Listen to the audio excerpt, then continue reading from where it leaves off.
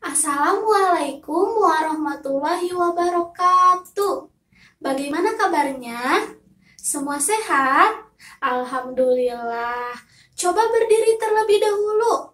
Dicek dari atas sampai bawah, pakaiannya sudah rapi?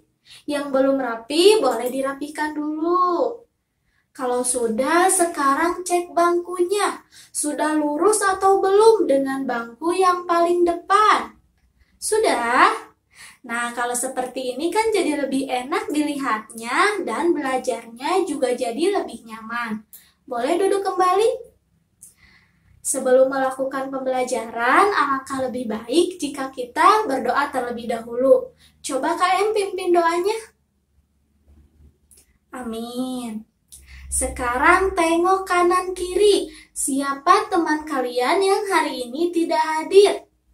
Hadir semua? Bagus. Kalau begitu, coba sekarang siapa yang masih ingat kemarin kita belajar mengenai apa? Iya, boleh Asri? Mengenai macam-macam bentuk energi, betul. Apa saja macam-macam bentuk energi itu? Ada energi panas, ada energi listrik, ada energi gerak, ada energi bunyi, dan yang terakhir energi cahaya. Hebat, semuanya masih ingat. Nah, hari ini kita akan belajar mengenai perubahan bentuk energi serta manfaatnya dalam kehidupan sehari-hari. Tujuannya agar kalian dapat mengidentifikasi perubahan bentuk energi dan manfaatnya dalam kehidupan sehari-hari. Kemudian kalian juga bisa mengetahui apa itu teks petunjuk dan jenis-jenisnya, sehingga nanti kalian dapat membuat teks petunjuk dalam bentuk poster. Adapun kegiatan kita hari ini adalah mengamati gambar, dilanjutkan dengan kegiatan tanya jawab, kemudian kita akan mengamati video, dan dilanjutkan dengan diskusi secara berkelompok untuk membuat teks petunjuk dalam bentuk poster.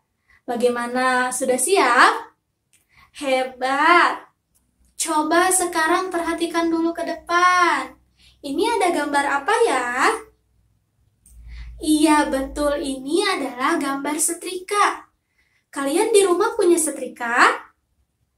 Nah, setrika merupakan contoh perubahan bentuk energi listrik menjadi energi panas. Ketika kita menghubungkan kabel setrika dengan stop kontak, aliran listrik akan berubah menjadi energi panas. Nah, energi panas inilah yang dimanfaatkan untuk merapikan pakaian kita. Jadi, energi dapat berubah dari suatu bentuk ke bentuk yang lainnya. Coba sekarang siapa yang tahu ini gambar apa? Iya, ini adalah gambar blender. Blender juga merupakan contoh perubahan bentuk energi. Ada yang tahu dari energi apa menjadi apa? Iya, boleh Dika? Dari energi listrik menjadi energi gerak, betul. Ada lagi energi yang lain? Iya, boleh Hana? Energi bunyi, betul semuanya. Jadi blender merupakan perubahan bentuk energi listrik menjadi energi gerak dan energi bunyi. Kalian pernah membuat jus menggunakan blender? Nah, energi gerak dan energi bunyi terjadi ketika blender menghaluskan buah-buahan tersebut. Coba sekarang perubahan bentuk energi yang lain, ada apa lagi? Lihat ke atas. Iya, lampu. Lampu itu perubahan bentuk energi apa menjadi apa? Energi listrik menjadi energi cahaya, sehingga dapat menerangi ruangan agar tidak gelap. Tepuk tangan untuk kita semua. Apakah ada yang tahu ketika ibu bertepuk tangan, contoh perubahan energi apakah itu? Iya, hebat. Energi gerak menjadi energi bunyi. Nah, perubahan bentuk energi ini tentu memiliki manfaat dalam kehidupan kita sehari-hari. Contohnya tadi setrika bermanfaat untuk merapikan pakaian kita. Kemudian lampu untuk menerangi ruangan agar tidak gelap. Kemudian blender untuk menghaluskan makanan. Dapat dimengerti? Kalau ada yang belum mengerti, boleh acungkan tangannya. Boleh bertanya pada ibu dan teman-teman. Semua sudah paham? Kalau begitu, coba sekarang kalian bentuk kelompok dengan anggota sebanyak 5 orang. Nanti kalian duduk membentuk lingkaran kecil. Dilakukan dengan tertib ya. Semua sudah duduk dengan kelompoknya masing-masing? Kalau begitu, yang ini kelompok 1, yang ini kelompok 2, yang ini kelompok 3, dan yang terakhir ada kelompok 4. Nah, sekarang ibu mau bertanya, siapa di sini yang sudah bisa menyetrika pakaiannya sendiri? Coba acungkan tangannya. Ada Vira. Kemudian ada Helmi, ada siapa lagi di sini yang sudah bisa? Ada Siti. Coba ibu mau bertanya pada Vira. Vira, bagaimana ya cara menggunakan setrika itu? Dicolokkan terlebih dahulu ke stop kontak, kemudian bajunya langsung disetrika. Apakah benar seperti itu? Kalau begitu, coba sekarang kalian amati terlebih dahulu video yang akan ibu tayangkan mengenai penggunaan setrika. Nanti kalian catat bagaimana cara menggunakan setrika yang benar. Dicatatnya di buku tulis masing-masing. Dapat dipahami? Kalau begitu, selamat menyaksikan.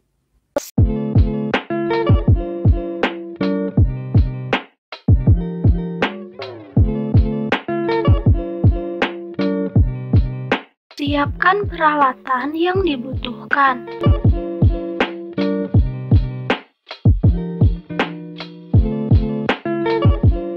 Kemudian, hubungkan kabel setrika ke sumber listrik.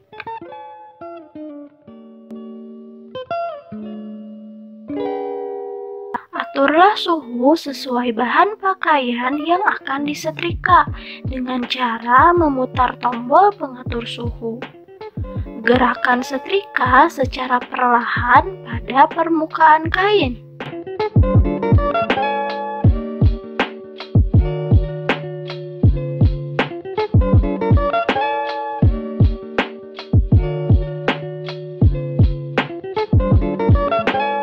Lipat dan simpan pakaian yang telah rapi.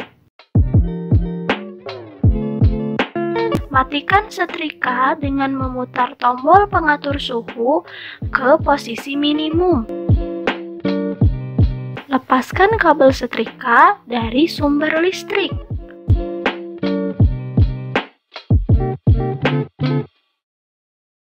Nah, tadi kalian sudah mengamati videonya kan? Coba sekarang ibu ingin bertanya kepada kelompok 1. Bagaimana cara penggunaan setrika berdasarkan video tadi? Yang pertama, siapkan peralatan yang diperlukan. Kemudian, hubungkan kabel ke sumber listrik atau stop kontak. Langkah selanjutnya, atur suhu sesuai bahan pakaian yang akan disetrika dengan cara memutar tombol pengatur suhu. Kemudian dilanjut kelompok 2. Langkah selanjutnya adalah gerakan setrika secara perlahan pada permukaan kain. Betul. Dilanjut kelompok 4. Langkah selanjutnya, lipat dan simpan pakaian yang sudah rapi. Kelompok 4. Langkah selanjutnya, matikan setrika dengan cara memutar tombol pengatur suhu ke posisi paling minimum atau posisi paling rendah. Langkah terakhir adalah lepaskan kabel setrika dari sumber listrik. Nah, video tadi merupakan salah satu contoh teks petunjuk yang disajikan dalam bentuk video.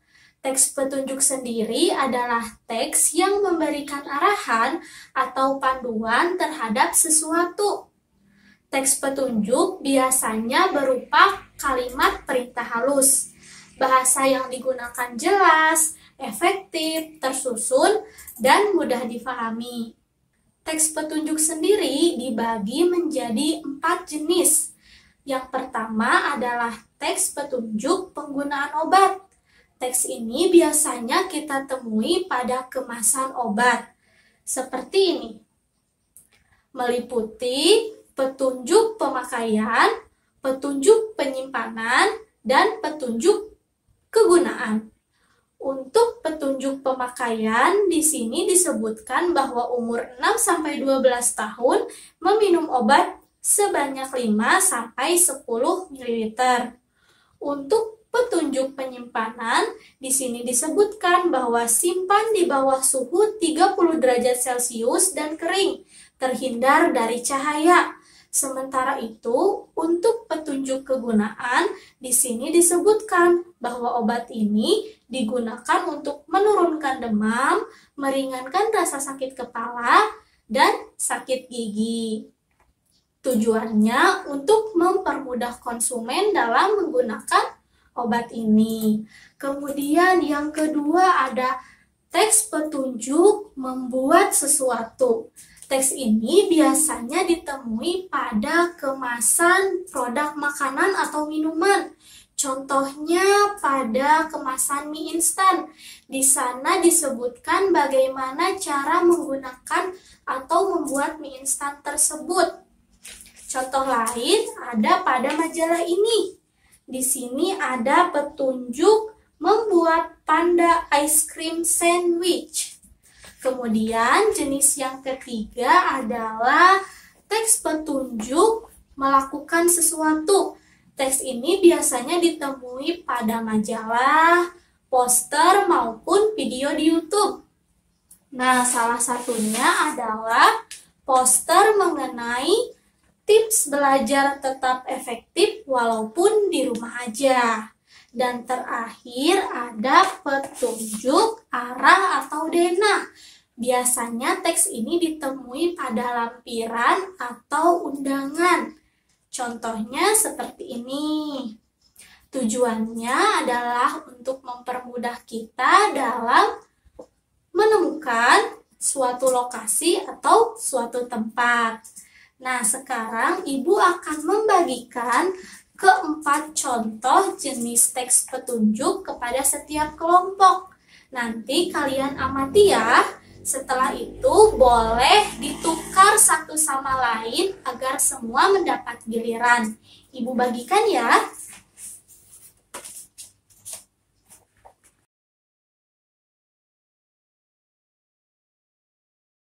Sudah mengamati contoh jenis teks petunjuk yang Ibu berikan?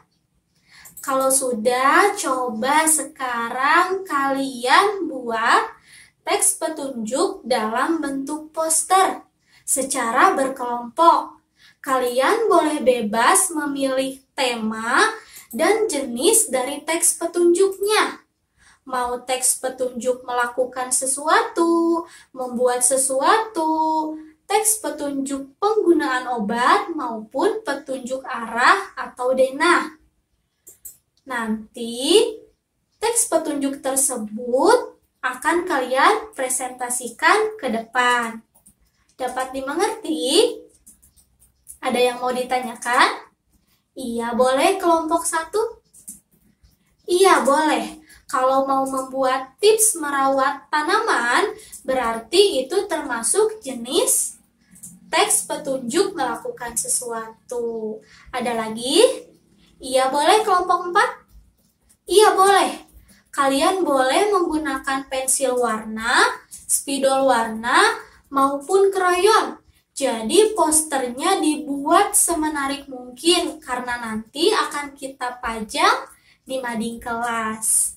Ada lagi yang mau bertanya? Tidak ada? Semua sudah paham? Kalau begitu, Ibu beri waktu selama 20 menit. Selamat mengerjakan. Baik, waktunya sudah habis. Coba sekarang setiap perwakilan kelompok maju ke depan untuk mempresentasikan teks petunjuk dalam bentuk poster yang sudah dibuat. Boleh dimulai dari kelompok 1.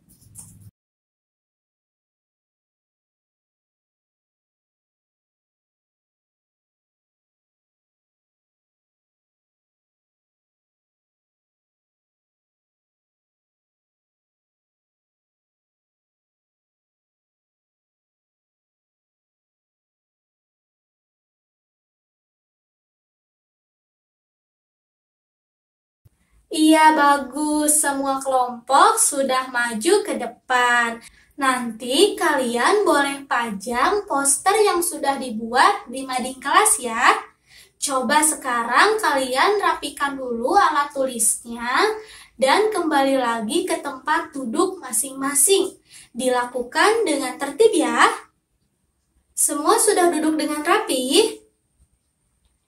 Kalau begitu, siapa di sini yang belum mengerti atau belum paham mengenai materi yang sudah kita pelajari tadi? Ada yang mau ditanyakan? Boleh angkat tangannya? Tidak ada? Semua sudah paham? Kalau begitu, coba siapa yang mau menyimpulkan pembelajaran kita hari ini? Tadi kita sudah belajar mengenai apa saja ya? Boleh acungkan tangannya? Iya, boleh Risna? Betul, ada lagi yang mau menambahkan kesimpulan? Iya, boleh Akbar? Iya, benar. Jadi, tadi kita sudah mempelajari perubahan bentuk energi dan manfaatnya dalam kehidupan sehari-hari. Tadi kita juga sudah belajar mengenai teks petunjuk dan jenis-jenisnya. Ada apa saja ya? Petunjuk melakukan sesuatu, membuat sesuatu, petunjuk penggunaan obat, dan yang terakhir, petunjuk arah atau denah. Nah, agar kalian lebih paham lagi, Ibu akan membagikan soal evaluasi yang harus kalian kerjakan secara individu. Ibu beri waktu selama 10 menit ya. Sekarang Ibu bagikan. Selamat mengerjakan.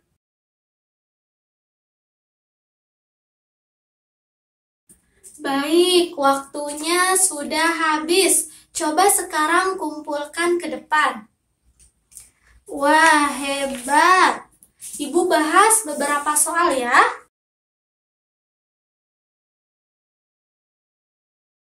Nah, untuk PR di rumah, coba nanti kalian buat teks petunjuk dengan tema menghemat energi.